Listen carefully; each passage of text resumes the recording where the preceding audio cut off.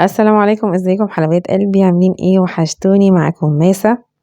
النهارده ان شاء الله عندنا فرح. المفروض ان احنا رايحين فرح يعني. فتقوم من النوم كده تلاقي زعابيب وخبط ورزع وسرعة رياح وبتشتي تلج وطول النهار شتا وما بطلتش والدنيا مبلولة كلها. يعني طول الشتا الشمس ملعلطة كده في السماء، وتيجي اليوم اللي انت رايح فيه مشوار او عندك مناسبة وتلاقي بقى ايه الدنيا قالت لك خد عندك ما انتش نازل. المهم ان شاء الله احنا هننزل. تعال نشوف بقى ايه هنعمل ايه ونجهز ازاي وهنلبس ايه ونشوف يومنا هيمشي ازاي. الكريم اللي كان معايا في الاول ده انا كنت جايباه على فرح اخويا من حوالي سنة ونص كده، بس هو تقريبا شكله باظ. يعني انا حاولت اجيبه يمين شمال، انا خفت احطه على وشي. هو كريم صنفرة بيبقى قبل الميك اب كده بيتحط. الكوافيرات بتستخدمه وهو بيشيل الجلد الميت علشان يهيئ البشرة تبقى نظيفة كده وصافية وحلوة، علشان لما الميك اب يتحط عليها تبقى حلوة كده ورايقة. المهم احنا هنعمل البديل بتاعه، اللي هو معلقتين من السكر هحط عليهم نص معلقة زيت زيتون بقى ماشي، زيت ذرة ماشي، بلاش زيت التموين عشان هتلاقوا نفسكم ريحتكم كلها مخززة كده.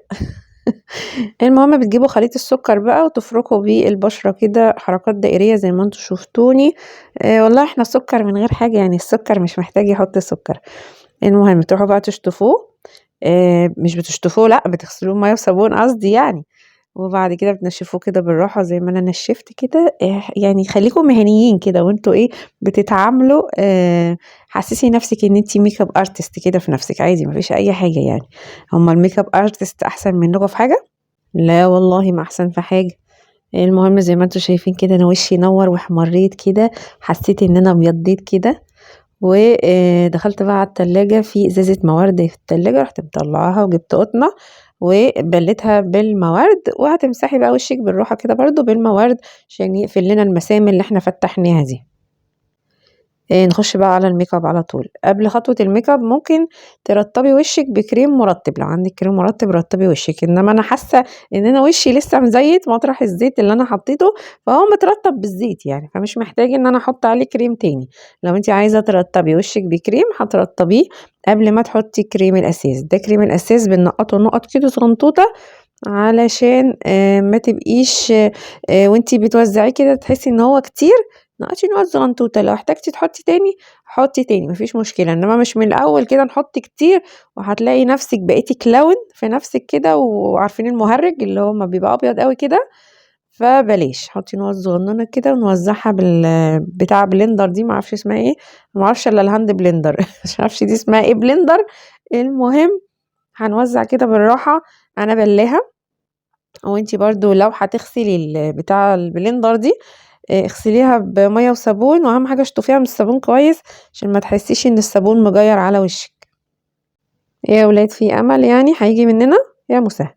المهم هنحط دلوقتي البودر. انا بحط بفرشة، تاخدي كده شوية صغيرين من البودر مش كتير، ما تكتريش برضو عشان ما تحسيش ان انتي مقفورة اوفر. بالراحة كده بنطبطب على كريم الاساس، ما بنمسحش زي ما عملنا مع البلندر بالطبطبة.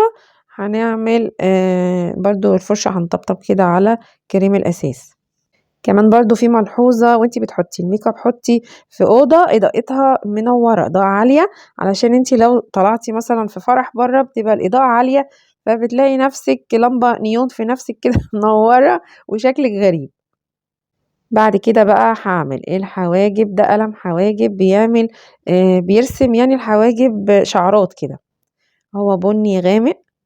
طبعا انا في قلم الحواجب ده ببقى حريصة جدا علشان اي تتقيل انا هلاقي نفسي بقيت ظريفة، فبالراحة كده واحدة واحدة بحط، ولو حسيت ان في حاجة عايزة تتزود بزودها واحدة واحدة وبالراحة زي ما انتم شايفين كده. انا خايفة. الصراحة انا خايفة، بخاف من موضوع الحواجب ده لاني ما بحبوش تقيل. انا بشوف منظر حواجب صراحة انا يعني بتخض، فانا ما بحبش الحواجب تكون تقيلة وتكون اللي هي أغمق من لون الشعر أو أفتح من لون الشعر. حاولي تكون نفس لون حواجبك، يعني القلم اللي معايا ده بني غامق نفس لون شعري نفس لون حواجبي.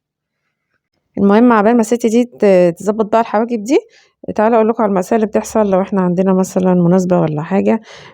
بتفاجئي مثلا ان النور قطع، المَيّة قطعت، طبعًا النور هيقطع مع المَيّة لإن المَيّة بالموتور، مَيّة قطعت، هدوم عاملة حسابِك مثلًا تلبسيها تدوّري عليها ما تلاقيهاش، تلاقيها في الغسيل، تكتشفي إن هي وسخة في الغسيل، حبّايتين بقى في وشِّك يروحوا طالعين لِك فجأة كده، وشِّك يبقى منوّر وجميل وزي الفل، وطالعة مناسبة تلاقي بقى الحبّايتين هوب راحوا طالعين ظاهرين كده في وشِّك، مثلًا يقرروا يفاجئوكِ، يقولوا لِك إحنا جايين معاكِ الفرح.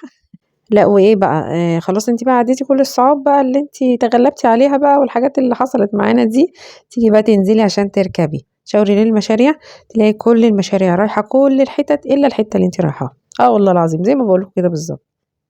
تيجي تكوي هدومِك مثلًا هتنزلي بيها تلاقي المكوة باظت، فهتلاقوا حاجات غريبة كده بتحصل في أوقات غريبة، المهم مش مهم إحنا هنعدّي كل ده، إحنا بنتحدى الصعاب يا جماعة، إحنا النهارده بنتحدى الصعاب.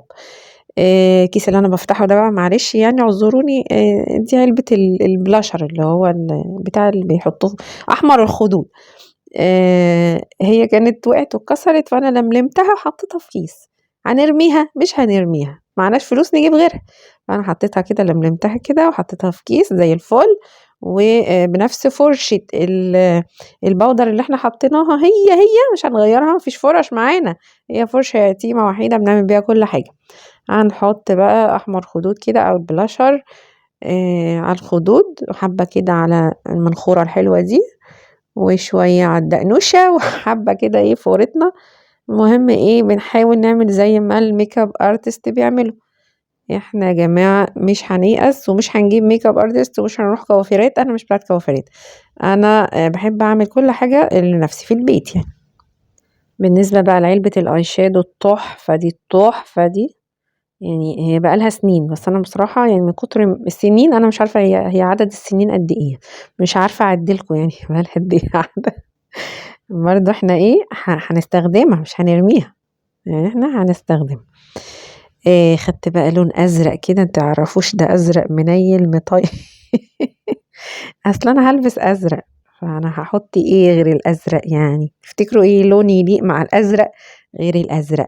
هو لون عجيب، أنا ما باحبش اللون الأزرق، بس أنا إيه خلّاني أجيب أزرق ما أعرفش، يعني إيه خلّاني عبطني كده وخلّاني أجيب أزرق أنا مش عارفة.